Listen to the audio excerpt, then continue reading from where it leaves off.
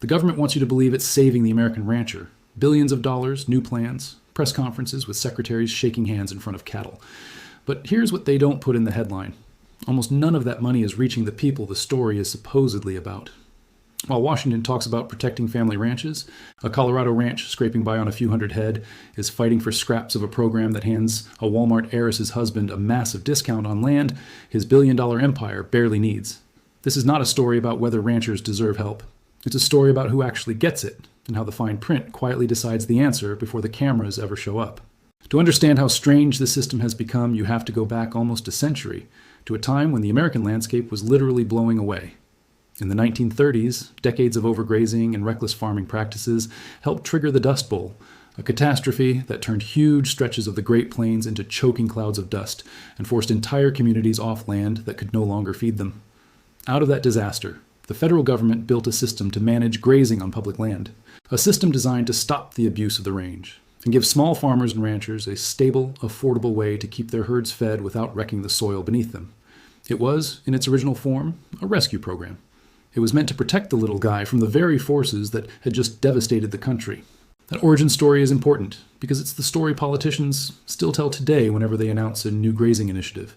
It's the emotional core of every press release. Protect the rancher, protect the family farm, protect a way of life. Almost 100 years later, the language hasn't changed much. What has changed is who's actually standing at the front of the line when the benefits get handed out.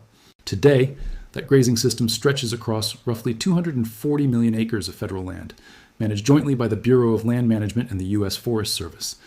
More than 20,000 ranchers and farmers across nearly 30 states hold permits to run their cattle on this land, spread across tens of thousands of individual grazing allotments. On paper, it sounds like a massive, broad-based support system reaching deep into rural America. And in one sense, it is broad. Almost anyone who wants a permit and meets the basic requirements can get access to this land. But access is not the same thing as benefit, and that's where the story starts to shift. Because the price ranchers pay to graze their cattle on this public land isn't set by the market, it's set by a formula, and that formula results in a price so low it barely resembles what land is actually worth. Ranchers pay roughly $1.35 per animal unit month, a technical term for the amount of forage one cow and her calf eat in a single month. On private land, that same amount of grazing might cost many times more. Averaged out, ranchers on public land are paying somewhere around 93% less than they would if they leased comparable private land. 93%. Think about that discount for a second. If you rented an apartment for 93% less than market rate, you wouldn't call that a subsidy. You'd call it basically free. And it doesn't stop at the discounted rent. On top of that steeply reduced price, the federal government layers on an entire ecosystem of additional subsidies. There's drought relief. There's disaster assistance after floods or wildfires. There's compensation when livestock get killed by wolves, coyotes, or mountain lions. There's funding for range improvements, for fencing, for water infrastructure. Add it all up, and in a single recent year, the federal government funneled at least $2.5 billion into subsidy programs that ranchers grazing on public land can tap into. $2.5 billion on top of grazing fees so low they barely register as real money at all. If you only heard the numbers in a press release, you'd assume this was one of the most generous safety nets in American agriculture, purpose-built to keep small family operations alive. And for some of them, it genuinely is a lifeline. But here's where the fine print starts to matter, because this enormous river of public money doesn't split evenly. It pools, and it pools around the people who least need it.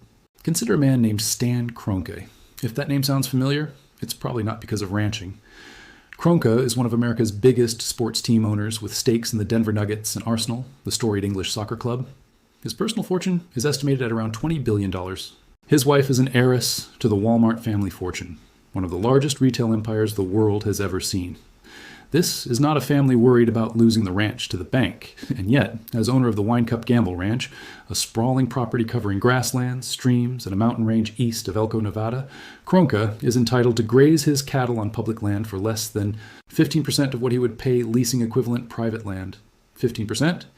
A man worth $20 billion, married into one of the wealthiest families in American business history, is paying a fraction of market value for public grazing land, funded in part by taxpayers, who will never come close to his net worth. Kroenke is not some rare outlier hiding in the fine print. He's one of a long list of billionaire hobby ranchers, mining companies, utilities, and large corporate operations that have found their way into a system originally designed for struggling Dust Bowl-era farmers. And Kroenke isn't traveling alone in that rarefied company. Reporters digging into the ownership records behind these public grazing permits have turned up a roster of household names that have nothing to do with the struggling family ranch the program was built to protect. Media moguls, old money industrial dynasties, names that show up on Forbes lists long before they show up on any USDA fact sheet. When journalists asked how families like these end up benefiting from a system meant to support smaller ranchers, the answer was simple and a little uncomfortable. The program was built in the New Deal era, largely with smaller operators in mind. But today, many of the largest ranching operations belong to corporations, agribusiness conglomerates, and billionaires, and they benefit from more than just the deeply discounted grazing fees. They also gain access to the very same disaster relief, range improvement funding, and predator compensation programs marketed to the public as lifelines for the little guy. There's no separate application form for the ultra-wealthy.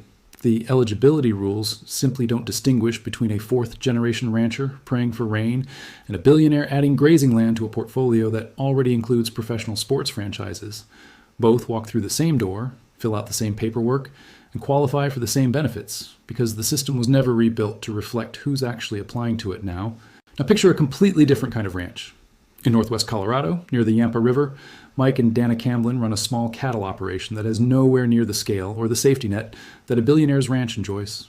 Years of drought have forced them to shrink their herd. Every year, much of their money is tied up in the operation itself. Locked into cattle, they can't turn into cash until it's time to sell. They've adopted new technology to survive, using virtual fencing that shows the location of their herd on a smartphone screen, purple icons contained inside digital boundaries, with collars that give a mild shock if a cow strays too far. It's innovative. It's resourceful. It's also a sign of just how tightly they have to manage every resource they have, because there is no billion-dollar cushion behind them if a bad season hits. The Camblins are, in many ways, exactly who this system was built to protect back in the 1930s. And technically, they have access to many of the same subsidy programs as the wealthiest ranchers in the country. But access on paper means very little when you don't have the scale to make it count. Across the whole public grazing system, the smaller half of all permit holders accounts for less than 4% of grazing use on Bureau of Land Management land, and less than 10% on Forest Service land. In other words, the vast majority of the benefit, the vast majority of that discounted land and those disaster payments, flows toward a relatively small number of much larger operations. The small ranchers are technically included in the program. They're just not the ones the money is actually built around. Mike Camblin himself has complicated feelings about this.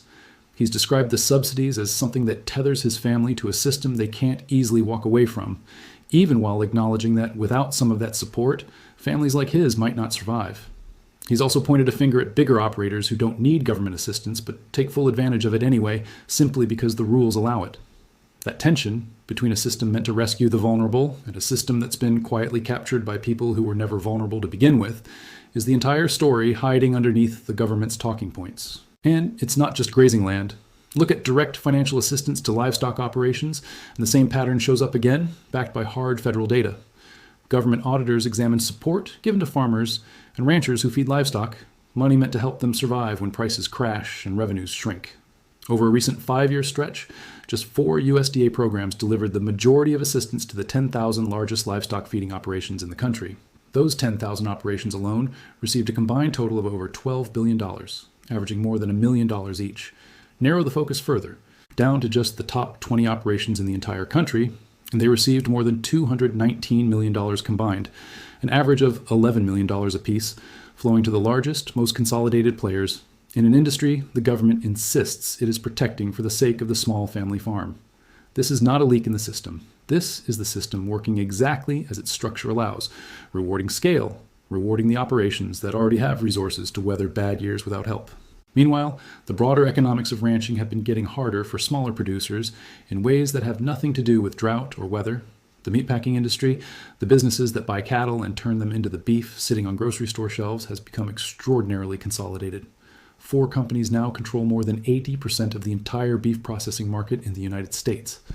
When that few companies control that much of the buying side of an industry, they gain enormous leverage over the prices they're willing to pay ranchers. A small rancher in Colorado or Wyoming doesn't get to shop around among dozens of competing buyers. In many regions, there are only a handful of processors within reach, and those processors know it. That leverage squeezes margins for everyone, but it hits hardest for ranchers who don't have the volume or the negotiating power of a massive corporate operation. So even as the government touts new plans to help ranchers, The structural forces working against small producers, land discounts skewed toward the wealthy, buyer power concentrated in a handful of processing giants, keep grinding away in the background, largely untouched by any headline-grabbing announcement. Which brings us to what's actually happened in Washington over the past year or so, because the government hasn't been sitting still. It's been busy rolling out plan after plan, each one framed as a breakthrough for ranchers. In the fall, the Department of Agriculture unveiled a plan to strengthen the cattle industry and lower consumer beef prices, arriving just weeks into a government shutdown and shortly after a proposal to import more beef from Argentina, an idea that was actually opposed by many cattle industry groups. The plan promised to speed up deregulation, boost processing capacity, and fix what officials called long-standing common-sense barriers for ranchers, including old grazing restrictions. It set its sights on more than 20 million acres of vacant grazing allotments across the country, land technically available for grazing but not currently being used, and pledged to streamline the permitting process to get more of it into active use. It also promised new standards that would make it easier for ranchers to be compensated when they lose livestock to wolves, coyotes, and bears, building on a massive budget law passed that same year, which expanded federal indemnity programs to cover up to 100% of a lost animal's market value. Then, in the spring, came another announcement, this time a formal agreement between the Department of the Interior and the Department of Agriculture. The secretaries of both departments signed a memorandum of understanding meant to strengthen coordination between their agencies, cut what they called bureaucratic red tape, and deliver immediate, tangible support for the more than 20,000 ranchers and farmers who rely on public lands. The language from that announcement was unmistakably political. One official said the signing sent a clear message that the administration was putting farmers and ranchers first. Another framed it as evidence of a broader commitment to rural prosperity and to fortifying the American beef industry. There was talk of modernizing federal grazing management, of investing in innovation, of delivering real results for the people who depend on this land. Officials framed the effort as part of a broader push to make nutrient-dense, minimally processed food more accessible to American families, tying ranching policy directly to a larger public health message. Cabinet officials stood alongside representatives from the Small Business Administration, describing ranches and farms as the original small businesses of the country, carrying forward a legacy that stretches back generations. Government. Guaranteed loans were promised. Regulatory burdens were promised to shrink. Every sentence was built to evoke the image of a hard-working family finally getting the backup they'd been waiting decades for. It's a powerful image, and it's not entirely dishonest. But powerful imagery is exactly the kind of thing that makes fine print easy to overlook, because nobody at the podium mentions that the same streamlined permitting process celebrated as a win for the little guy is just as available for an operation with the deepest pockets in the industry. Every year, thousands of family farms disappear. Between 2017 and 2022 alone, over 140,000 farms shut down permanently. But here's what's shocking. Most of them didn't fail because of bad harvests or market crashes. They were forced to sell because of a single tax bill that arrived after the farmer died. Welcome to the hidden crisis destroying American agriculture. This isn't a story about farmers who made bad decisions or took excessive risks. This is about something far more insidious. This is about a tax system that treats farmland like a luxury asset instead of a way of life. A system that forces families to choose between keeping their heritage and paying their government. And the problem is about to get dramatically worse. Consider this. 95% of all farms in the United States are family operations. Not corporate giants, not industrial conglomerates. Real families who wake up before dawn, work the land with their hands, and dream of passing their legacy to the next generation. These farms are the backbone of American agriculture, the lifeblood of rural communities, and the foundation of our nation's food security.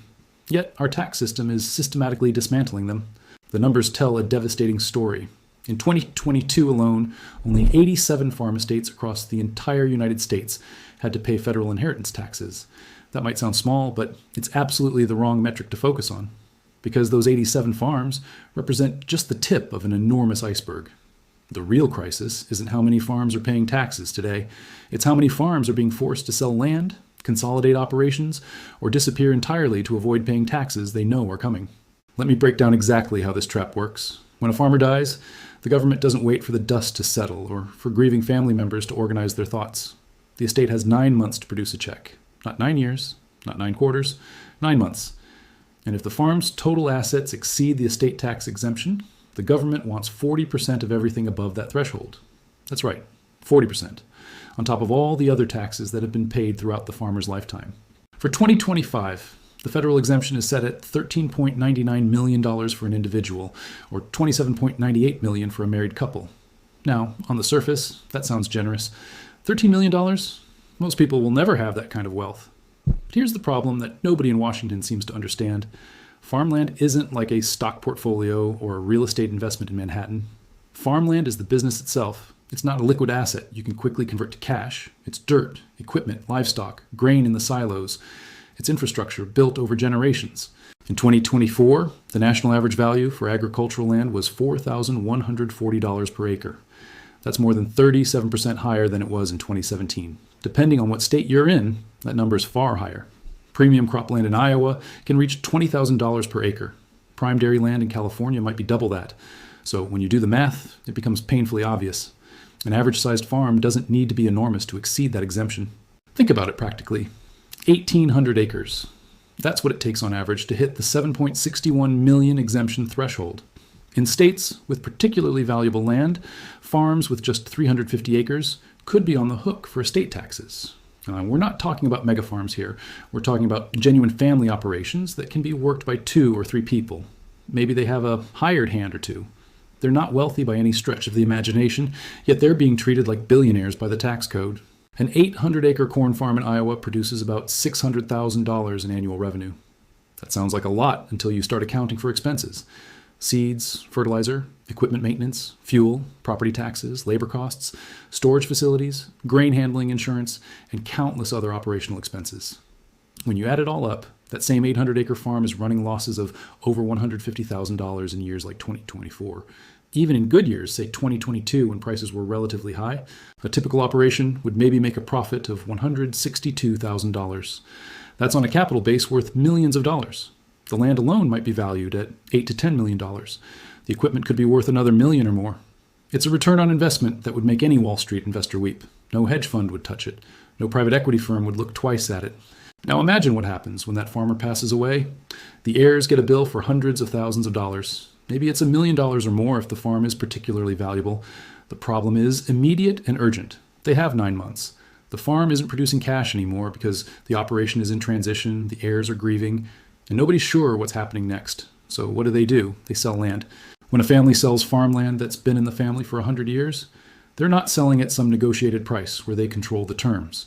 They're selling in a distressed situation. They're selling on someone else's timeline. They're selling to pay a tax bill they never agreed to, imposed on property they never agreed to inherit, in a way that creates this impossible financial burden. This is where we see the generational wealth destruction. Unlike other professions, where you might pass down money, stocks, or a business that can be run from an office, farming requires land. It requires continuous operation. You cannot freeze a farm in time while waiting to figure out the tax implications. Cows need to be milked, crops need to be planted and harvested. The season doesn't pause for grief or paperwork. The United Kingdom is currently watching this exact scenario play out in real time. And it's happening because of a dramatic shift in their tax policy that just took effect in April 2026.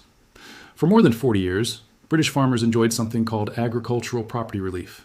This was a provision that allowed farms to be passed down from one generation to the next, completely free of inheritance tax. It didn't matter if the farm was worth £1 million or £10 million. It was simply exempt from inheritance taxation. That was the deal. But in October 2024, the UK government announced they were changing this rule. Starting in April 2026, only £2.5 million of combined agricultural and business property would receive full 100% relief. Anything above that threshold would be taxed at a 50% relief rate, which effectively means a 20% inheritance tax rate. For a married couple, you could stretch that to £5 million combined, but only if you were married or in a civil partnership. Cohabiting partners got no allowance.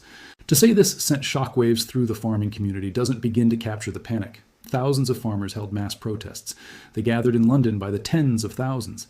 They didn't storm government buildings or break laws, but they made their fury absolutely clear. The National Farmers Union called it disastrous. They said it would snatch away the next generation's ability to carry on producing British food.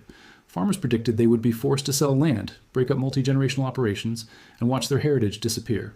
The government initially proposed even tighter restrictions, capping the allowance at just £1 million. Only after intense backlash, threats of mass civil disobedience, and growing political pressure did they increase it to £2.5 million. Even with this increase, the impact is massive. Thousands of British farms that have operated for centuries, some of them for 500 years or more, are now facing existential threats.